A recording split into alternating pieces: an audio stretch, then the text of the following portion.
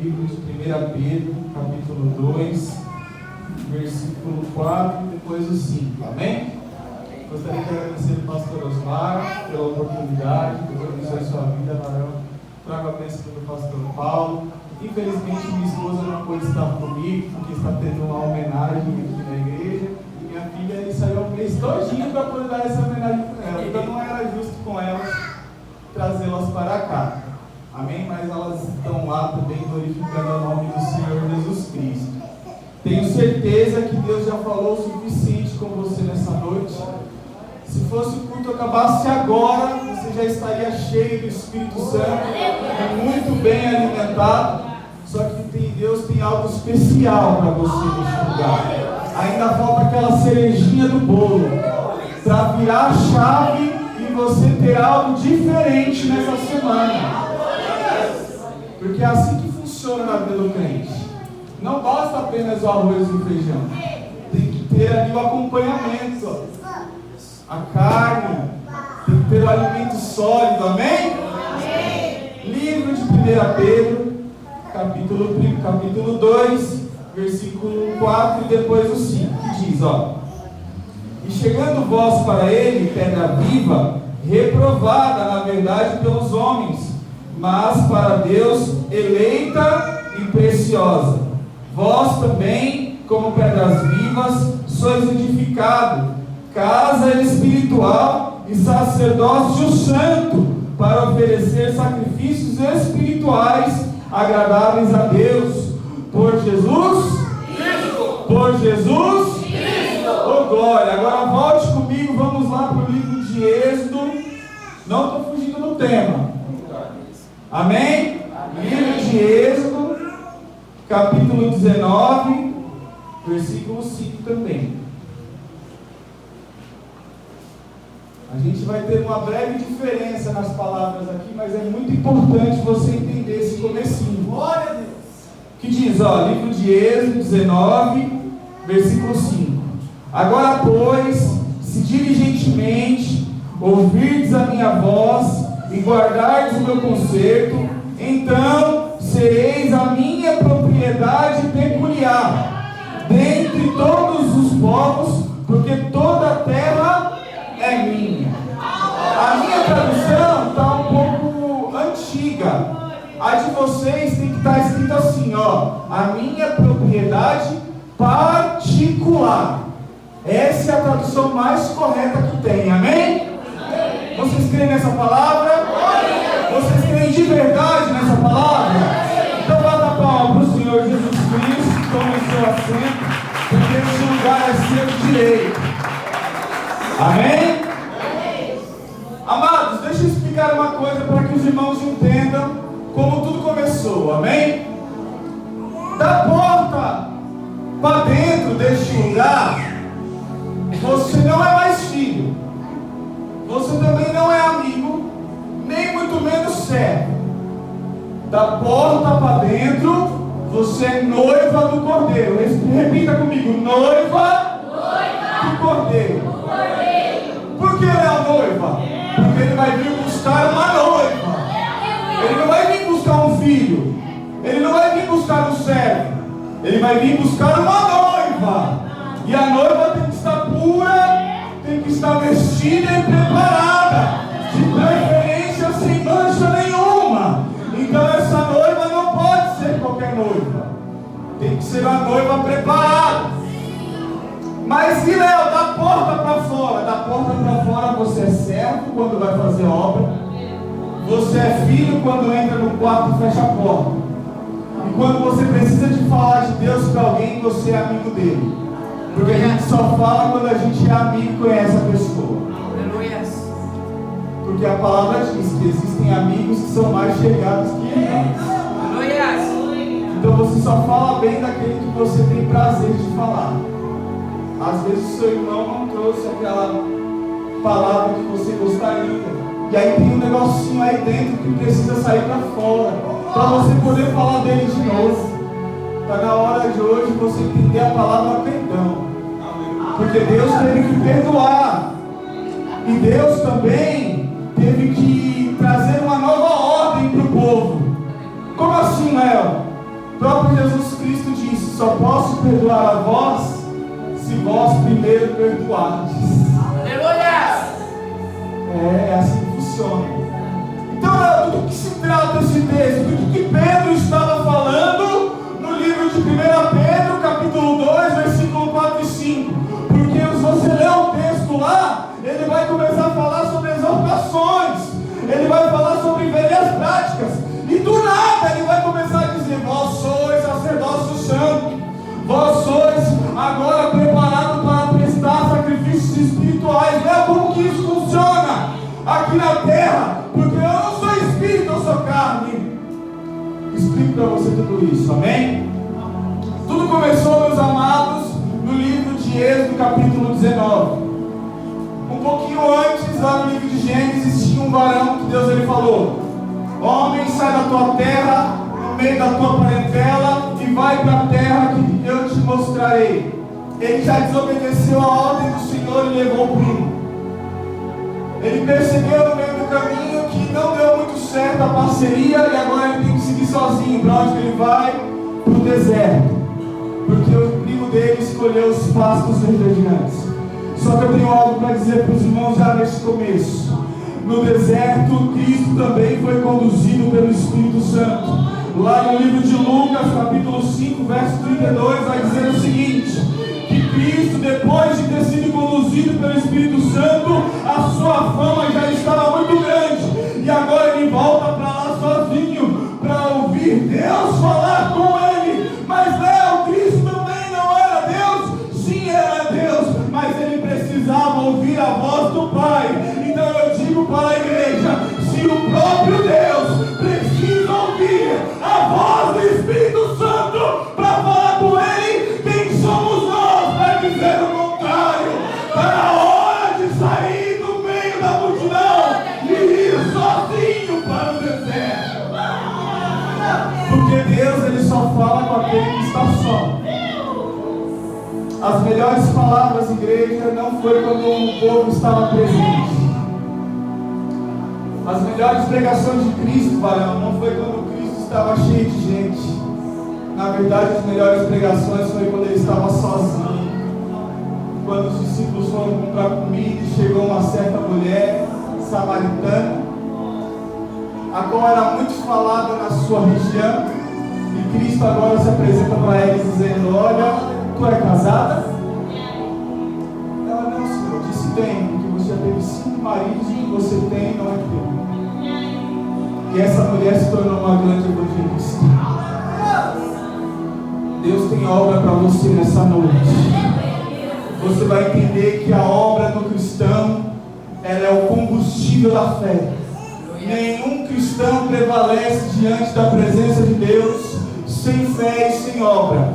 Léo, eu tenho muita fé, mas eu não exerço nada, fico sentado, então logo você vai morrer. Léo, eu gosto de fazer tudo, mas eu não creio em nada, então logo você vai morrer. O combustível do crente tem que ser fé e obra. Fé e obra. Porque você tendo fé, você vai fazer as coisas para Deus. Você tendo fé, você acredita que Deus pode mudar a sua história. Você tendo fé, você acredita que Deus vai transformar a sua casa, sua família, seu marido, aqueles que estão próximos de você. Porque fé é o combustível natural do crente. E a obra é a concretização da fé. Se até Deus profetizou, quem somos nós para dizer o contrário? Como assim, Léo? Como que no versículo 3 Deus viu que o dia era bom, sendo que os luminares só foram criados no versículo 14? Como que Deus ele disse: farei de todo animal macho e fêmea, e viu Deus que o homem era só? O próprio Deus ele vive num tempo diferente, meus amados. O tempo que você vive é chamado tempo cronológico, cronos. É um tempo que você vive o presente com algo que você passou lá atrás, com a esperança de que o amanhã vai chegar para você fazer o que planejou hoje. Só que Deus não é assim que Ele trabalha. O tempo de Deus é o tempo Kairos. Aonde Ele está, Ele é Deus. Ele é Deus do era, do é e do que há de vir. Quando você está lá no seu quarto com a sua porta fechada e orando, Senhor, guarda meu filho. Ele já foi lá no futuro, já guardou o teu filho, voltou para o teu tempo e falou: vai lá, minha serva, fica tranquila, que o teu filho já está guardado. É assim que funciona o tempo de Deus. Para Ele não existe limite. Se Ele quiser voltar agora no passado e pegar Adão com a boca na botija, Ele consegue mudar toda a trajetória humana. O Deus que você serve é um Deus sobrenatural. Só que hoje eu não vim falar do ancião de dias. Eu vim falar de alguém muito mais importante. Como assim, Léo? Os três não são iguais? São iguais, só que o Pai teve diferença entre eles. O Cristo, que era o Filho, disse: você pode falar do Pai, você pode falar de mim, mas quem falar do meu Espírito, esse nunca mais vai receber nenhum perdão, porque este conhece as profundezas do meu Pai. Se ele conhece as profundezas de Deus Altíssimo, o que ele não sabe sobre a sua vida? O que ele não sabe o que você está fazendo? O que ele não sabe o que passa no seu coração?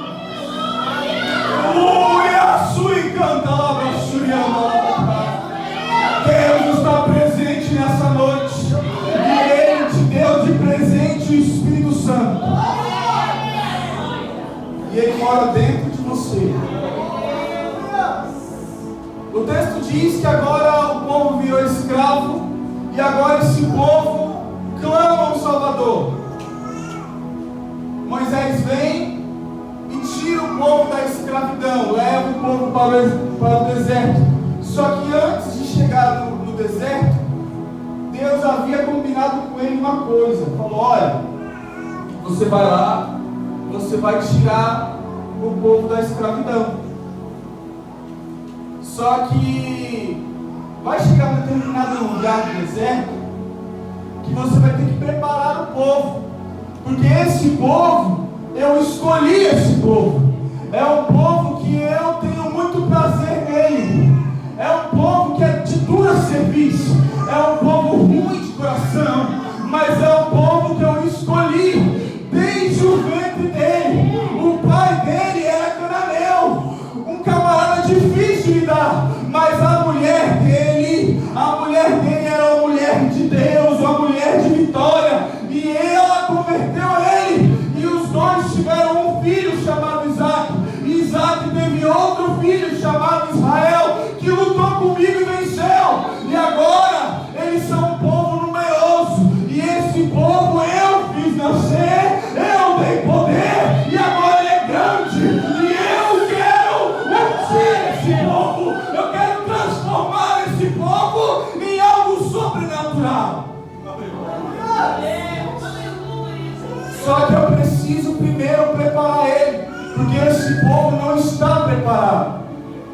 O texto diz que o povo ficou 3 dias. Quantos dias? 3 dias se preparando. Nem os animais comeram. Foram 3 dias de jejum intenso. Os homens não conheceram as suas mulheres. As crianças tiveram que aprender a orar. E até os animais tiveram que parar o seu ciclo. Por 3 dias o povo teve que entrar em santidade. Entenda, igreja, até o Êxodo 19, o povo estava vivendo um momento que a gente conhece hoje como o tempo da graça. Só que qual que é a diferença, Léo, do tempo da graça antes do Êxodo 19 para o depois do livro do Novo Testamento, no livro de Mateus? É que no tempo da graça, na primeira versão do tempo da graça, quem estava em ordem, quem estava gerindo o mundo, era o Pai. Porque quando Adão pecou, quando Adão cometeu o ato de consumir o pecado junto com a sua esposa, o texto diz que o homem não podia mais contender com o Espírito Santo. Ou seja, o seu espírito humano agora estava brigando com o Espírito Santo, porque o Espírito Santo queria levar ele para a árvore da vida. Só que ele foi dirigido para a árvore do conhecimento do bem e do mal. E agora o homem se tornou pecador e Deus teve que tirar a árvore da vida, porque se ele consome da árvore da vida, ele se torna como um espírito, e espírito não morre. Deus deixou uma lei, que essa lei é irrevogável. Entenda uma coisa, igreja: quando Deus der uma ordem, essa ordem ela é irrevogável. Essa ordem ela não pode ser alterada, nem o próprio Deus pode ir contra ela mesma. A única coisa que Deus não consegue fazer é mentir, porque Ele disse: eu sou o caminho, a verdade e a vida. Então você só encontra a vida se estiver falando a verdade. Você só encontra o caminho se estiver na verdade. É através da verdade que você encontra todos os princípios e os caminhos de Deus.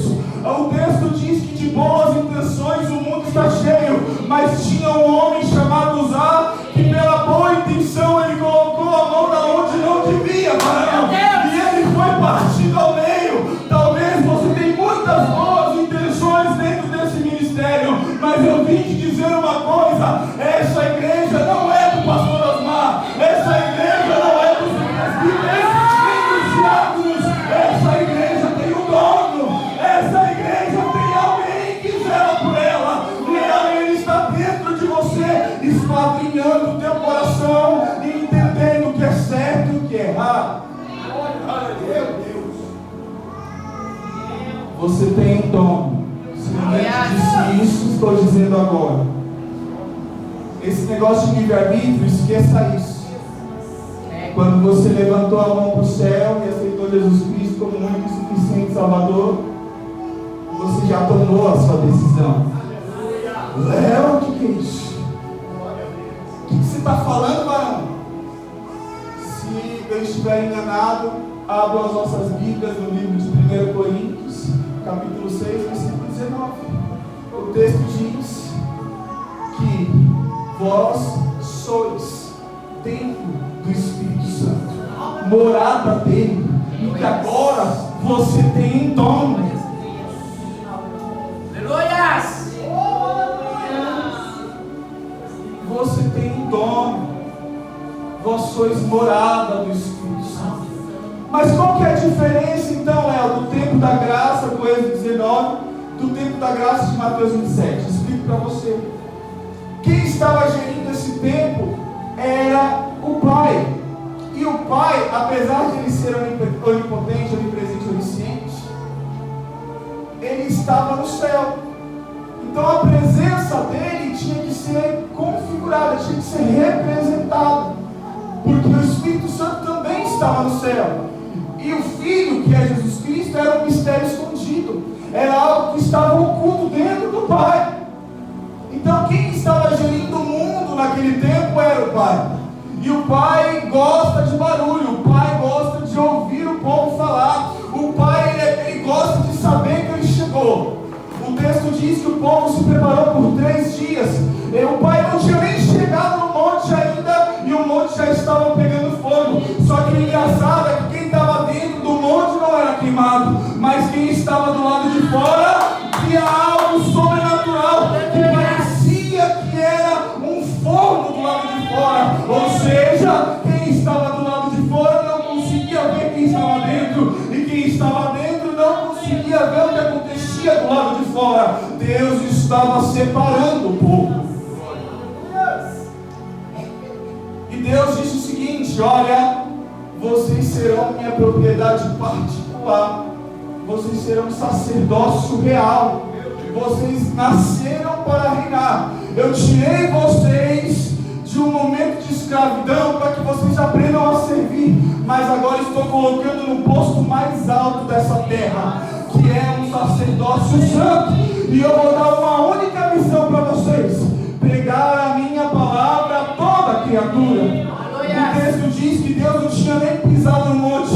Quando Deus pisa no monte, o monte começa a tremer, e o povo, ao invés de glorificar a Deus, tem medo. Meu Deus.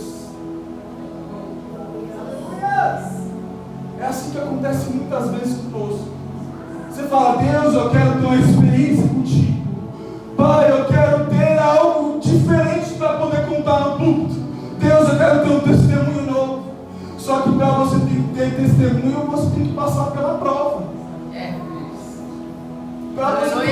experiência com Deus, Deus tem que se provar na sua vida. E Ele vai provar na onde mais dói, porque é só dessa forma que você vai para o joelho. É aí que você decifra o texto, que você tem que prestar sacrifícios espirituais. Léo, ainda não entendi, explico melhor para vocês. O texto diz que agora o povo teve medo, Deus fica com muita raiva, Deus fica com uma ira tremenda, e chama agora os sacerdotes principais de cada nação, de cada tribo. Só que os varões também ficam com medo, e agora Deus tem que falar através de Moisés, para que Moisés passe a mensagem para o povo. Deus queria falar diretamente com o povo, só que o povo, mesmo estando 3 dias de jejum, mesmo tendo se preparado por 3 dias, eles ainda não eram dignos diante da presença de Deus, por causa de um único sentimento, que é medo. Entenda uma coisa: os medrosos não herdarão o reino de Deus. Se você está aqui nessa noite, é necessário que você dê um primeiro passo para tudo nessa vida. O importante, o principal, é que você coloque Deus diante do caminho. Deus estando com você, não existe nada que Ele não possa fazer, porque Deus é o seu Deus, o Deus das causas impossíveis. Porque o que é possível você resolve, mas o que é impossível para você, varão, Ele resolve com toda certeza. Léo, onde está escrito isso? Livro de Salmos 91: 1000 cairão ao teu lado, mas 10.000 à tua direita. Aí lá no Salmo 121 vai dizer que o Senhor é a tua direita. 10.000 é impossível para você, mas para Deus é fácil.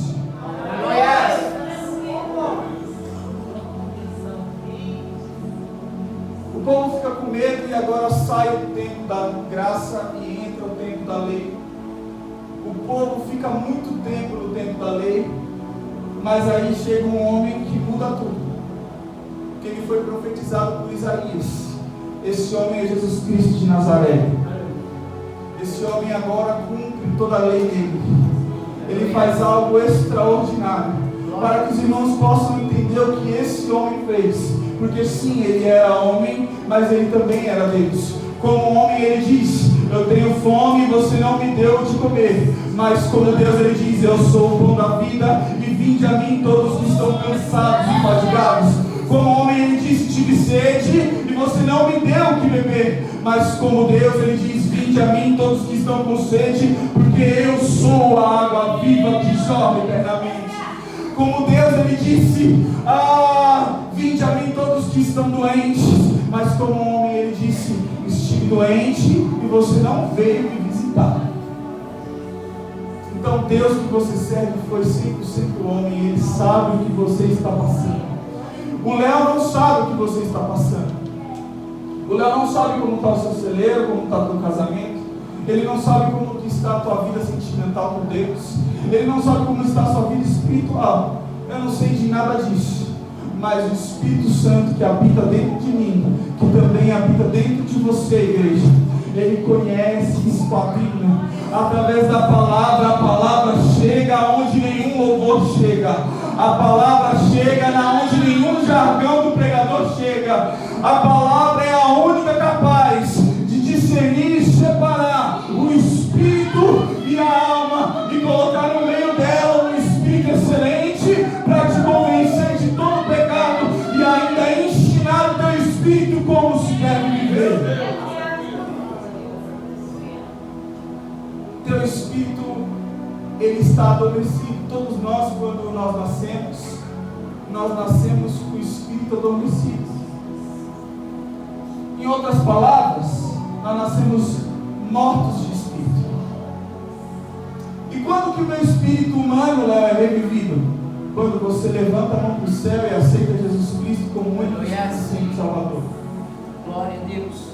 Quando você faz esse pequeno ato de levantar a mão para o céu e declarar que Jesus Cristo é o teu Salvador, na mesma hora vem o Espírito Santo e entra dentro de você, num lugar que é exclusivo para Ele.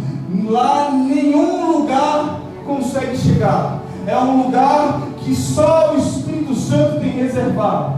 E este lugar, quando ele chega, ele consegue ter visão da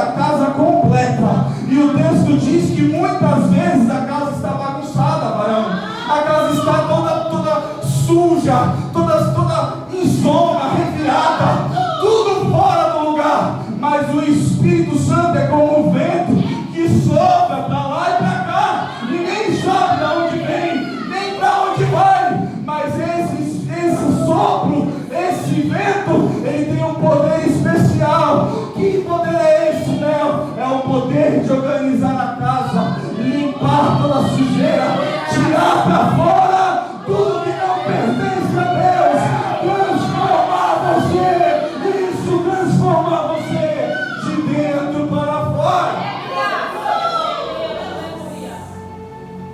E Cristo, ele trouxe de volta algo que havia se perdido, o tempo da graça. Só que Cristo entendeu que o homem não precisa ser gerido, mas na verdade ele precisa de ter um relacionamento íntimo, que quanto mais íntimo ele for do homem, ao invés de afastado, mais poder o homem consegue exercer na terra. Entenda uma coisa, você não é carne, você é um ser humano, e duas partes de você é espiritual. Você é uma alma que possui um espírito e um corpo. Então você tem um espírito e uma alma, e o espírito e a alma, elas são todas de essência espiritual. Então naturalmente, quando você começa a se conectar com Deus, as coisas espirituais se tornam mais nítidas. Você consegue entender o ambiente só de chegar no lugar. Você consegue ver a intenção da pessoa só de trocar meia dúzia de palavras com ela, porque você tem uma essência dentro de você espiritual, e as coisas espirituais se discernem por elas mesmas. Não preciso Léo explicar. O que é espírito se entende com espírito. É por isso que todas as vezes que algum profeta era arrebatado, ele já entendia tudo e trazia as revelações. Quer andar no mundo carnal? Você não vai ver nada. Sua vida vai ser cheia de tribulação, você vai viver ansioso, cheio de problemas. Mas a partir do momento que você começar a entender o mundo espiritual, a sua vida se transforma de forma sobrenatural. Léo, como que eu conquisto isso? Vocês me aguentam por mais 10 minutos? Amém? 10 minutinhos? Glória a Deus. Como que funciona isso, Léo? Quando Cristo morre na cruz, ele é ressuscitado no terceiro dia. Só que nesse intervalo, do primeiro até o terceiro dia, o que acontece? Ele desce até o inferno e convence as pessoas que estavam no inferno por que elas estão lá. Ou seja, o povo recebe a primeira pregação. Então todos os mortos até ali não sabiam porque estavam no inferno. Mas aí veio Jesus Cristo e pregou para ele. Não existe isso da igreja de Cristo roubou a chave. Não. Esqueça isso. O texto diz lá no Apocalipse que ele tem a chave, ele nunca perdeu. Ele tem a chave da morte e ele tem a chave do inferno, ele nunca perdeu. Nunca esteve a chave de Satanás. Depois ele vai lá no seio de Abraão. Léo, o que é seio de Abraão? Aí eu vou precisar ter outro tempo aqui. Mas entenda uma coisa, é na onde os mortos ficavam. Cristo resgata todos eles de lá e leva para um lugar chamado paraíso. Chegando no paraíso, ele sobe até o alto do Pai e clama ao Pai. Por quê? Porque o povo a qual Deus escolheu para ungir, esse povo agora rejeitou o filho dele. Deus mandou o filho dele para salvar o povo, porque o povo havia pecado lá no Êxodo 19, teve medo de Deus. Então Deus falou: então eu vou enviar alguém que é mais tranquilo, que é mais sereno, que vai curar as pessoas.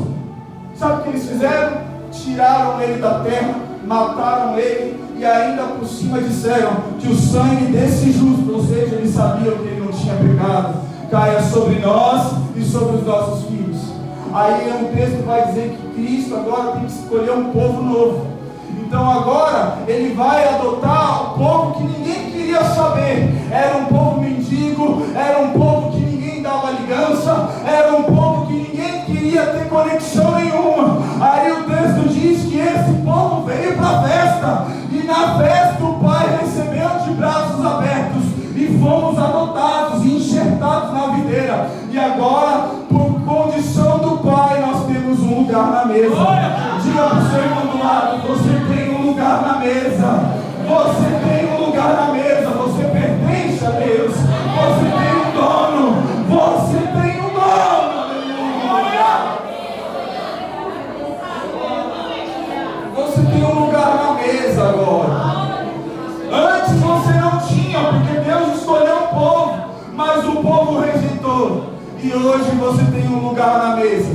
O texto diz que agora Deus roga ao Pai, falando: Deus, eu sei que lá no começo o Senhor tirou o Espírito Santo para não contender com o homem, mas eu estive lá com eles, e eu sei que o segredo para nós termos vitória com o homem é nós estarmos próximo dele.